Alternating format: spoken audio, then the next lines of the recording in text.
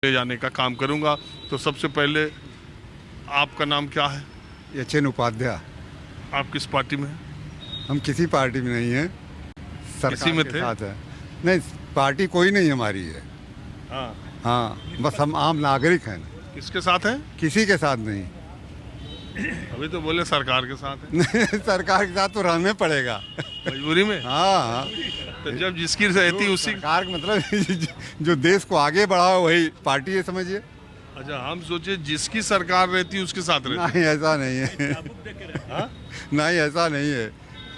अभी इस समय जो सरकार है वो देश को आगे बढ़ा रही है तो वही अच्छा है ना। अच्छा, एक बात बताइए, मैं ये जानना चाह रहा हूँ कि बहुत चर्चा यहाँ भी आजमगढ़ में भी हो रही होगी, दूसरी जगह भी हो रही है कि दिनेश लाल निरहुआ का टिकट कट भी सकता है अगर अखिलेश यादव लड़े। ऐसी चर्चा हो रही है ना? नहीं, ऐसा तो कुछ नहीं है भाई। अखिलेश यादव तो अपनी पार्टी से आएंगे, निरहुआ अपनी पार्टी से आएंगे। बीजेपी टिकट बदल सकती है? अब पता नहीं, वो तो हाईकमान का और मामला है। अखिलेश यादव के आने के बाद इस बार का मुकाबला क्या होगा? वही होगा जो उपचुनाव में हुआ या वो होगा जो 2014 में हुआ? नहीं, जो चुनाव में हुआ, उपचुनाव में जो हुआ, सपा हार जाएगी। आ जाएगी। हार जाएगी? नहीं, सपा तो हारेगी। निरहुआ ने इतना काम किया है इधर, और जो अखिलेश वगैरह जो आए तो उस आने के बाद फिर कभी झांके नहीं। एक बार जीत के गए तो गए। निरहुआ जब से आया तमाम सड़कें उड़ के देखिए, इस समय सब चकाचक हो गई है। हाँ? बहुत कुछ। फिल्म भी बहुत बनवा दिया उन्होंने, काम कुछ नहीं किया है। फिल्म बहुत बनवाया उन्होंने, काम कोई नहीं किया। उनको पता चल जाएगा इस बार के चुनाव में कहाँ जाएंगे, उनको पता चल जाएगा। कर रहे थे उस हाँ, गड्ढों से होकर के जा रहे थे, लेकिन उनको ये नहीं पता कि हम गड्ढे से होकर गुजर रहे हैं। किशुनदासपुर में, जोलापुर में चल रही थी उनकी शूटिंग और रास्ता वो खराब पड़ी हुई है, और निरहुआ यहाँ जीत रहे हैं। यहाँ से उनको जिताया जा रहा है, उसी तरह जिताया जाएगा जैसे धर्मेंद्र यादव को हराया गया। ये हो सकता है। एक बात बताइए, सरकार तो योगी जी की, उन्हीं की सरकार है, तो क्या निरहुआ पर सब कुछ है कि सरकार तो कह रही है गति दिशा? हम बहुत कुछ करेंगे, लेकिन कुछ नया काम दिखाई दिया नहीं निरहु का। कोई नया काम दिखवा दे। अगर इन्होंने कहा था हम बहुत कुछ करेंगे, मुझे बहुत जमाने के गाना उनका याद है।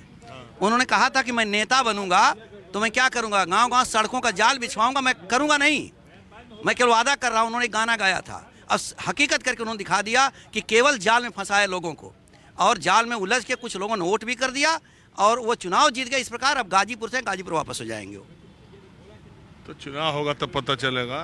जी, अखिलेश यादव का सुनने में आ रहा है। ये समाजवादी का गढ़ है। गढ़ है तो अभी हारे, अभी हारे नहीं, हराया गया। और अखिलेश यहाँ से बम्पर हराया गया? लीडिंग, उसमें तमाम सरकारी मशीनरी का भी प्रयोग हुआ है। और सबसे मुख्य बात यह है, जिस साल 2022 में लोकसभा का चुनाव, यहाँ पे उपचुनाव हुआ जिसमें आप कह रहे हैं कि सरकारी मशीनरी का दुरुपयोग हुआ, उसी के 6 महीने पहले यहाँ विधानसभा का भी चुनाव हुआ।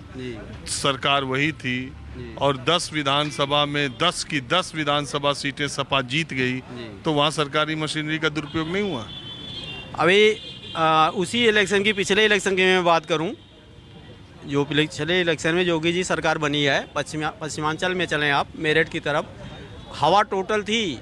आप लोगों के चैनलों से हमें खबर चल रही थी कि उधर हवा जो है समाजवादी की है, जयंत और समाजवादी का जलवा चल रहा है। सभी बात यहाँ आजमगढ़ के पूछ रहे हैं, आप मेरठ ले गए? अभी यहाँ 10 कैसे जीती अगर प्रशासन का इतना था? वो वही तो मैं बता रहा हूँ कि उधर ईवीएम यहाँ रखवाया गया, सभी लोग लगे हुए थे। रखवाया गया तो जीत गई, नहीं रखवाया जाता नहीं जीत। सही कह रहे हैं। अब समाजवादियों का गढ़ तो है ही है, इसमें तो कोई दो राय नहीं है।